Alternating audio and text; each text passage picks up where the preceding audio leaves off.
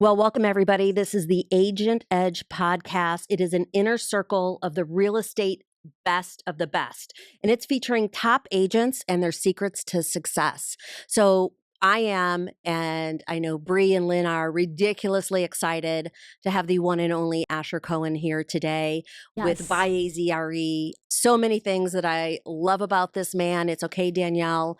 It's not that way. And I think there's just so many wonderful things that you do as a professional for your clients and your partners. It's one of the reasons I'm most excited to have you here today. So welcome to the Agent Edge podcast. Welcome. Thank you Welcome, very much. Asher. Thank you. Excited to be here. Yeah, we're excited to have you. The first of many Yes. for you guys. I'm excited for you. Everyone only gets one first. There we go. And you're ours. You're ours. Let's go. Bree, why don't you start us out? Sure. So, Asher, tell us a little bit about your real estate journey. Well, we can go real far back when I was a kid and my parents loved going to open houses like all the time. And I hated it. And I really did not enjoy looking at homes. I didn't want to be around them. I wanted to play and hang out with my brother. But more recently, I would say, let's call it the last 20 years, learning about the real estate market from a commercial perspective. That's how I got into real estate, by helping on the commercial side. Interesting. So retail, shopping center business, didn't know anything about it, helping with marketing and transaction management and learning how real estate is done, moving towards now 2011 and starting a team on the residential side, and taking everything I've learned and now enjoying open houses and enjoying the journey of helping people through real estate. At the beginning, I really didn't understand what real estate was about. I didn't understand that helping people select a home or help them sell a home was such a big thing, because it just seemed like people do it all the time. And I grew an appreciation for really helping people and guiding them and really creating solutions around their issues, I guess, that they're going through, because they're all coming with emotions to the real estate agent. Yeah. Everyone has their story. Yeah. Yes. And they bring it to the table, and sometimes you got to fix what their experience was, and other times you get to be their first one, which is awesome. Yeah. I would love to know what you think sets you apart, serving your clients, to probably what the average experience might be. I mean, I think I could answer this question for you because we've worked together for quite a few years. But what do you think sets you apart, and what your team sets you apart? Yeah, I think we're there for people, bottom line. When someone is going through a series of questions, we're really good at breaking it down for them to help them understand, where am I right now? What do I need to know right now? And then maybe what's the next step? Because a lot of it is the uncertainty. And if we're able to, create a very clear vision of what's going on, that's been really effective for us. And really studying the market and knowing how to articulate that to our clients has been really, really effective. Yeah, I think I'd love for you to touch on is your client consultation, because I've been in the room when we've done it and when you've done it. That makes you so unique. So give us a couple minutes of what that kind of looks like and sounds like, that when you actually have a buyer or seller sit down with you. Yeah, first off, it's not even about the real estate. We need to get to know them as a person or a family or a couple, and why they even want to start this journey. Because if we know all of that and ask the right questions type of thing, then we can really help them make those decisions or point things out that might be really unique for them. So that's first. Second is to, ask them if they have any questions just before going into a big, dog and pony show, right? We can all present and, our value proposition, the process, educating, but I like to start out with, hey, what are your questions right off the bat? Because all of us in here know that if we're going somewhere to be educated on something, if we have questions right off the cuff, if we're not able to express those until maybe the end or the middle, that's all we're thinking about during the whole moment of being there. Mm-hmm. Right? So I want to know, hey, what are the questions that you have right off the bat? And a lot of the questions right now remain around certain topics, right? Like how agents are getting compensated. That was probably the biggest question we're asked right off the cuff. I'd rather get that out on the table, how it works, before just talking to them about, how we're going to create a home search for them or how we're going to market their home for sale, right? So we're going to go through all of that. Let's get their questions out. And then we're going to walk them through the process and really setting expectations. What should they expect based on their unique situation that they're going through right now and what we know in the marketplace right now and how that affects them. And so that they're prepared, right? If they're selling a home, should they be expected to be moving out very quickly, or should they be having or needing a lot more patience than average, right? If they're buying a home, should they need to be ready to write an offer the minute they walk into a home, or do they have a little bit of time to sleep on it? I think those things right off the bat are really important to set that expectation. Are there outliers? Of course. But we're going to get them set up in a way where they're financially ready, they're mentally and emotionally ready to start the journey versus just saying, let's hop in the car, let's go shopping. We're going to make sure that they're able to go shopping at the right time and create a game plan for them. Once we're in the process, then it's high-level communication. What is high-level communication? When we put an offer on something and we're waiting for a response, and let's say that was a 4 p.m. offer submission, I know at 8 a.m. the next day, they're dying to know something. Right. So I'm not necessarily waiting for them to text us to say, hey, do we have an update? I'm going to just proactively text them. Hey, no update yet, but just as a reminder, they have That's until awesome. 5 p.m. today. Good communication. Just high level. Yeah. Like we have to do that at all times. And if we're able to be in front of the question instead of receiving it, like getting in front of them before, then that's where they feel really assured that they're right with the right team or the right agent, but they know what's going on and how it's supposed to go. Right. Well, it's funny because the number one complaint still for the National Association of Realtors is agents don't call back, is the communication piece. And I can hands down give a testimony, not just about you, but the entire team, how communication is number one.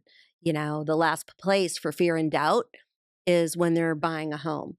And whether it's with mortgage or title, it's just no place for it. And your team is amazing at that. Amazing. Thank you. Yeah. And that's our main goal, is we want everyone to have an amazing experience. So we kind of coined this tagline, or one of the many taglines that we have on the team, like our experience, your experience. Like through all of our experience in real estate and seasoning, will lead you to having an amazing experience with your real estate. So Love that. I do too.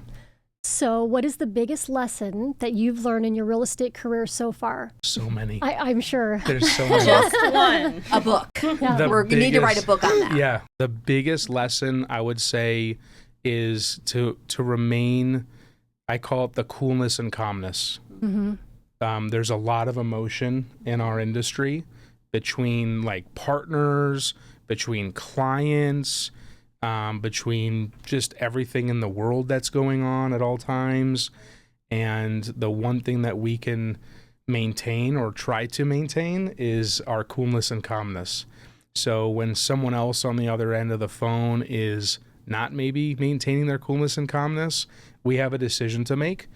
Do we ride through their emotional issues or their clients, or can we remain cool and calm and try to just take a deep breath, collect ourselves, respond politely, and create a solution maybe out of something that's not very fun to deal with?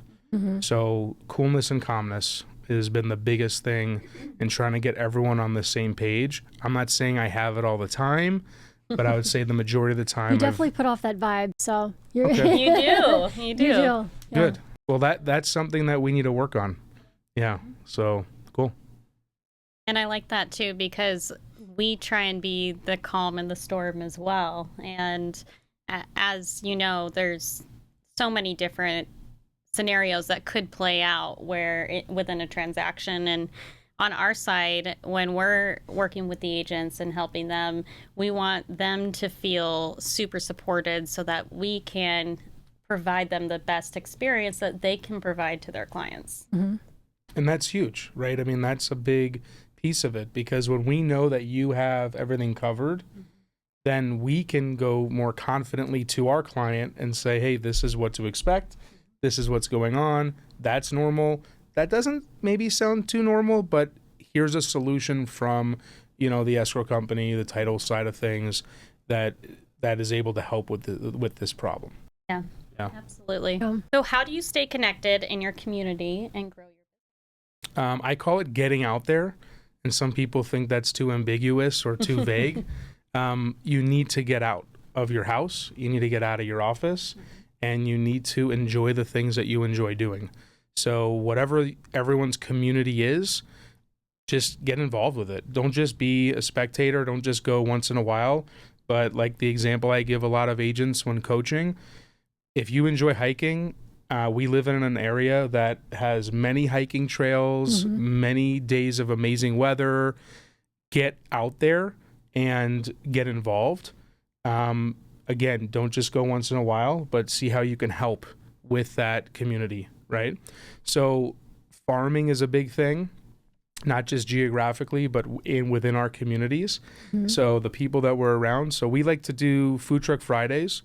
We used to do it almost like we were an actual like food truck vendor, and we are definitely not. We used to do it once a month. It was a lot, but doing fun activities or events with our clients, and just getting involved with things we enjoy. So it's not like a task. We're doing the things that we enjoy. We're living in the worlds that we want to live in, and because getting you're out creating there. relationships, and you're in your neighborhood. Is that where you did it? Yeah, The so food in our truck? neighborhood, we do it at our office that's close to where we live. Getting involved in the schools where our kids are involved in. Like, a lot of people say these things, right? But they don't really execute on them. We've been going strong for, Fireside at Desert Ridge, for example. It'll be, I think, our 13th year of putting on like the Hanukkah party for the community. We cool. average about 50 to 60 people that come to it. It's just one night out of a year, but we're consistently doing it. Or at our kids' school, putting the back to school breakfast together, or sponsoring it. I started emceeing bingo night for them. Nice. I like it. It's fun. That is fun. And if you're doing the things you enjoy, you're not really working. You're just being in your element. And if you're in your element, people gravitate towards you. Yeah, one of the things I like you do is your newsletter out that goes to your community database, to your people, right? To your clients and prospects about what's going on, that you're staying in front of, but also what's going on with the market. Yeah. Because that's why people pay you, is for your opinion and for advice. Yeah. So I love that you consistently, intentionally get that out. Yeah, we didn't want to just do the regular newsletter, right? What's on a regular newsletter? Stats, which is like really hard Events, for local people to events. like a stat. Like, Squares, little this like, is listed, what does it sold, mean? Just listed. Yeah. just like how many are listed, or how many, Yeah. and then and what was yours? Local events. Local events. Like those are, that's a typical thing. Like, Sure. what's going on this weekend, and those are not bad things, but it might not speak to people on a high level, right? I always think of like the recipes. Yeah. Like, we're not in the food business. Why are we sending recipes on every single newsletter? And I'm not knocking people that do this. No. I think it's about like what you mentioned, Sandy. What is the biggest question or the most repeated question we just received in the last 30 days? That's what I want in the newsletter. Yep. Because if that question keeps coming up from people that we're working with or we're speaking with, then other people might have that same There's that question. many more people that want to know. Yeah. So that's good. That's smart. Yeah. Yeah. Yeah, I love that.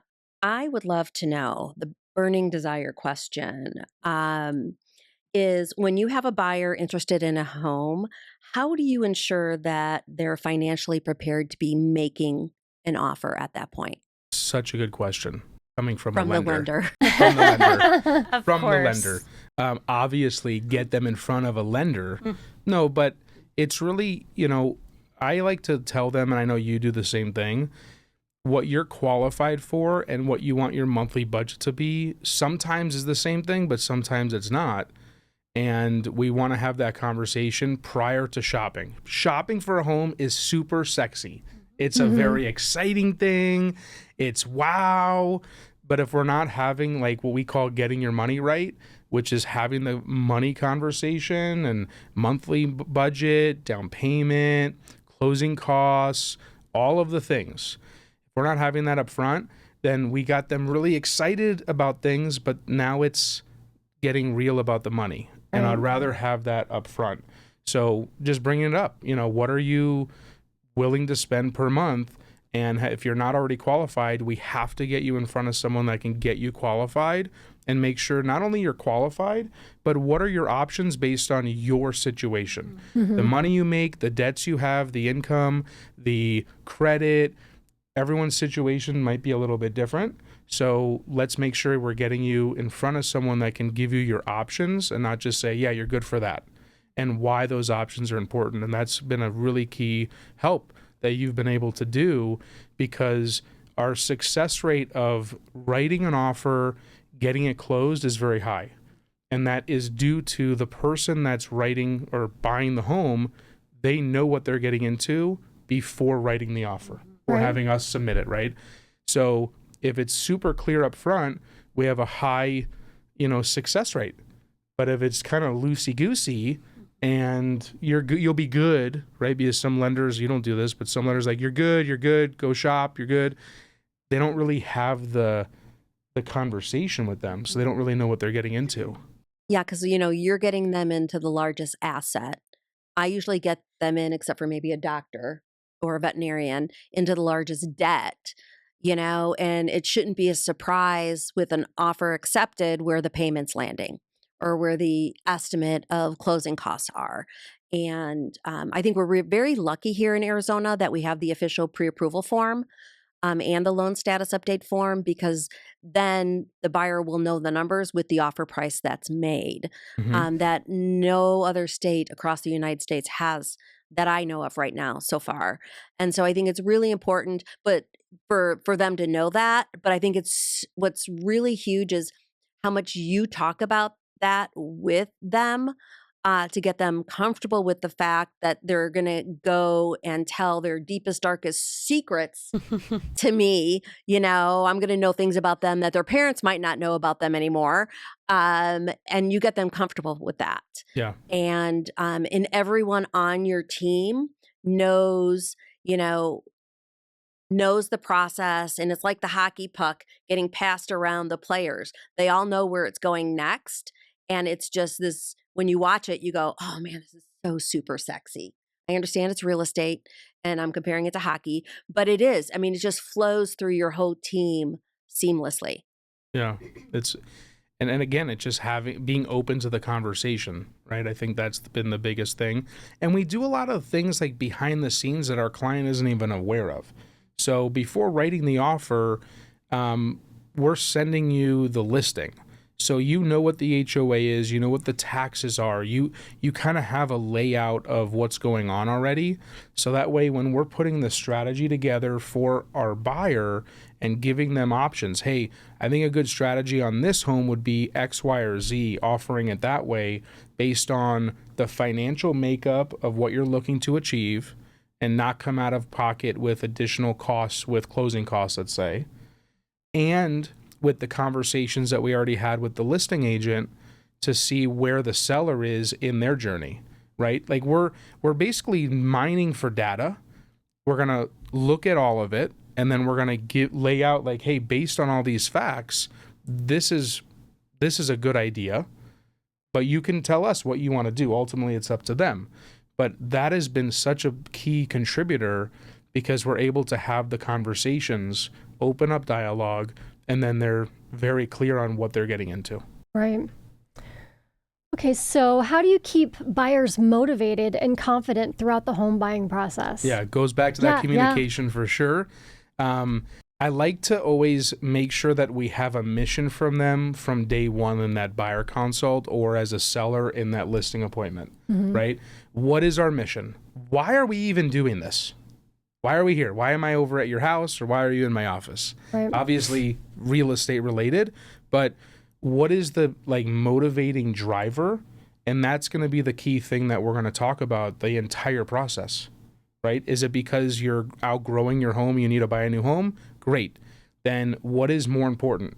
Having all of the shiny things in the home, or is it having enough space for your growing family in that example, right? And we need to be clear on that, because sometimes people lose sight of the mission. Like, what is the mission? Why are we doing this? And can it change? For sure, right? There's people that say, I don't want X, Y, or Z, and they end up buying X, Y, and Z. Yeah. And we're really good at playing devil's advocate. And I've actually had one client, and if you're watching this, great. But they were like, you were too much devil's advocate. And I said, well, the reason I'm doing it is because originally you said X, Y, and Z you don't want, and this has some of that. But ultimately, I'm not selling you a house as a buyer's agent. I will never do that. I'm helping you buy a home. This is a very different world. Right. And that's part of that role that we play. You know, you said you didn't want this. It has that. I just want to make sure you're good. I want you to sell me on the fact that this is the right home for you. Because on paper, I know it looks good, or maybe it doesn't, but I want you to tell me why. And with doing that, again, success rate for closing is high. Success rate of a client telling you that they love where they live for weeks and months on end after the closing, because we're doing these things. Yeah, I love that. We was in with one consultation with you, and you were on Armless and zooming in on one and look great outside, but then you did the next step, right? Zooming and looking around the area. And so before even going out, going, okay, this is what you told me was important. We're now looking at this, and so maybe this might not be. We don't know, but you're so thorough, so very thorough. Yeah, details matter for sure. I appreciate really it. do. So I kind of want to switch over to the seller side. Okay. So what strategies do you recommend for sellers when they're making their home stand out in such a competitive market? Okay, so this is all about the 5 senses, right? So how can we have it look the best we can, right? So we need it to look amazing. And that includes lighting. So again, going back to details, if you have a room that has different color light bulbs, like 2 or 3 different types of light bulbs, one's more yellow, one's more blue, one's white, in the same room, I'm going to point that out. Right, it needs that to won't be a look problem for me. That would drive me crazy. right, but Yeah. you can only imagine how many I'm sure. bathrooms we go into and kitchens where it's like, well, that's what I had laying around, and I put it in, Sure. right? So we want it to look amazing, right? We want to make sure we prep them to make sure lights are on, and I'm saying like lights even above like the stove, right? Yeah. Like you have the light above the stove, you have the light in the refrigerator sometimes, like on the drink outlet area. On the door, and then we want to have natural light flowing in, right? Let's set it up for success. Okay. Then smell. Now, how many of us have walked into a property or someone's home and it was like, whoa. Yikes. Oh, I yeah. refuse to answer that question on the grounds it may be used against me. Okay, so smell is really, really key. What you hear, what you're listening for. So having music is so important. And it's not to hide something, right? So some people are like, oh, there's music on. Are we next to a freeway or a major street? We're not blasting music. It's We're soothing. It creates a vibe. Yeah. Yes, we're creating an atmosphere because it is emotional to buy a home. We all agree? Yep. So if we hit all 5 senses and we're creating an atmosphere or a vibe where they want to hang out a little bit longer, we probably have a higher chance of success of getting an offer, right? So we did what it looks like, what it smells like, right? What it sounds like, what does it taste like? You're not tasting the house, but having something out maybe, right, would be a nice thing, right? It doesn't have to be catered, right? Just having a little bit of something out would definitely, help. And then what it feels like, right? So temperature, we're getting into hot, temps. Let's keep the AC on. Yeah. Right? Or if we're coming into colder temperatures, let's not make it, super freezing in there. Light the fire. Put the fireplace on or something, right? So if we're hitting all 5 of those, that's the strategy, right? Obviously, pricing the home right, decluttering, obviously, right? But if we're able to hit the 5 senses, we have a higher success rate. that help with sellers? Yeah, love it. I Awesome. Personal photos, what do you think about those? I think personal photos are okay. They're okay. I'm Okay. going out there. Collage. Oh. I'm not saying like the entire nothing every crazy. wall. Right. But here's the thing, right? Depending on the community, and I would say most communities warrant this, it helps people see themselves in that home. Sure. If it's too barren, like if it's just blank, Mm-hmm. People need a little bit of help with that imagination, right? Yeah. So if we're able to help paint a picture where they can be like, that's a great place for a family photo, right? Again, I'm not saying we've been in homes where you don't see any walls, you just see family. Right. Yeah. I'm not saying that, but I think family photos Clean and are neat, okay. yeah, If sure. the seller's okay with it. Yeah. If they're more private and they don't want that out there on the internet and when people walk in, then cool. We Yeah. remove them and we put something else up instead of their family photo. Mm-hmm. What's maybe a marketing strategy after you have the listing? I know about like open houses or some events you do Yeah. in order to network Yeah. your listing out there. Yeah, we have to be creative. I would say right now in the marketplace, there's, I would say not as many showings going on. So like in that situation, how do we drive people to get into a home? Because that's our number one Right. thing as a listing agent. Once we get the listing, we need to get people in the door in order to get them to experience the five senses, right? We can only experience so many online. So having a media day that we've done together, I think open houses again are good. It's another awareness of the property, but ultimately it's really for us as agents. It really is. But it definitely gets more bodies in. So if the nosy neighbor walks in, they're not looking to do anything, fine, I'm cool with that, because they could be meeting someone or talking to someone that would like to move to the neighborhood, and now they've been in that home and they've experienced the five senses and they feel good about it.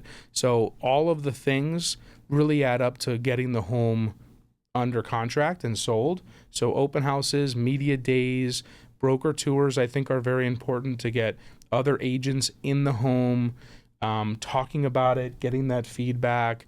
Is there something that I'm not seeing or our team's not seeing that someone else sees? And then we can make that correction, right? So all of those things. Professional photography is a prereq for us. For our rental listings, we're getting professional photography done. There's no question about it. We are representing everyone and feeling good about what we have out there. Right. And you leverage social media platforms to get your listings out as well. Yeah, so email blast to we use Instagram, YouTube, LinkedIn, and Facebook as our primaries, just to get it out there. Sharing it with our partners, they are blasting it out there. So just like that layering approach of making sure people are aware of it. But we also do proactive calling. And a lot of other people don't do it because it requires a lot of work. But I'm calling other listing agents in that area to make sure they're aware of the listing. And I'm going to see what they have versus what we have. For example, I just did this the other day. There's a house nearby a listing we have. We're trying to get more traction. Their house is 1,000 square feet smaller than what we have. So I called that agent to say, hey, I just want to make sure you're aware of our listing and I'm aware of yours. If anyone comes into our home saying, hey, it's just too big and they would like to live in this neighborhood, I'm more than happy to get them Send into them that their home. way, Tell me yeah. what's going on. Like, do you have offers? Have you had any? What kind of traction are you getting? And then I want to help them understand what our home has to offer. So we're making sure they're aware of it. We're trying to collaborate as other agents in the marketplace. So, and just again, awareness, and then follow that up with a text of the link to the property. Because they're going to forget. We're Sure. running around all the time. So text it to them and then just staying in front of them. Also, the agents that have sold properties in that area, I want to make sure I'm calling them. Hey, I know you recently sold a property in this neighborhood. We have one here. So based on your listing, if you had any buyers from it, love to make sure you're aware of That's this smart. listing, right? Again, if they don't have a buyer, that's okay. But now they're aware of this listing. Right? Because we can't just rely on MLS for everything. So proactive calling is something that we've put into place over a decade ago.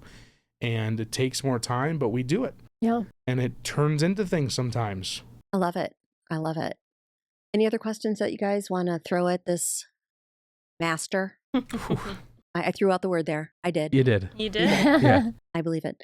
Well, Asher, where can people find you online or a number? And we'll make sure to have it in this broadcast. What's the best way to get hold of you? Best way is my phone, 480-650-2995, buyazre.com. That's BUYAZRE.com. Check us out there. We're on Instagram, we're on LinkedIn, we're on YouTube, all the things. But if you want to talk, you want to connect, open to the conversation, just give me a call. Awesome. Awesome. Well, Thanks, thank you. Asher. Thanks Yeah. for coming on. Thank you for having me. We appreciate it. Yeah. Yeah.